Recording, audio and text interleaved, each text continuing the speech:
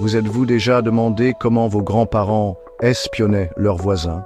Eh bien, laissez-moi vous emmener dans un voyage dans le temps, à une époque où la technologie était bien différente de ce que nous connaissons aujourd'hui. Imaginez un monde sans téléphone portable, sans Internet, où chaque appel téléphonique était une petite aventure. Autrefois, jusque dans les années 50, la plupart des lignes téléphoniques étaient partagées. Ces lignes partagées, ou party lines comme on les appelait, étaient une véritable fenêtre ouverte sur la vie de vos voisins. Chaque appel pouvait être entendu par plusieurs foyers connectés à la même ligne. Imaginez, vous décrochez votre téléphone et vous tombez sur les potins de Madame Dubois.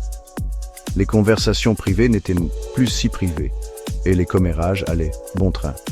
C'était une époque où la discrétion était un luxe rare. Les lignes partagées, ça permettait de réduire les coûts, mais pour ce qui est de la confidentialité, disons que c'était facultatif. Les gens devaient faire attention à ce qu'ils disaient, car il y avait toujours une oreille curieuse à l'écoute. Certains s'y sont même accrochés jusque dans les années 70. Même avec l'avènement des lignes privées, certaines communautés rurales ont continué à utiliser ces lignes partagées, trouvant un certain charme dans cette proximité forcée. Ah, le bon vieux temps de l'écoute aux portes. Enfin, plutôt au téléphone. C'était une époque où chaque appel pouvait devenir une histoire partagée, une petite aventure communautaire.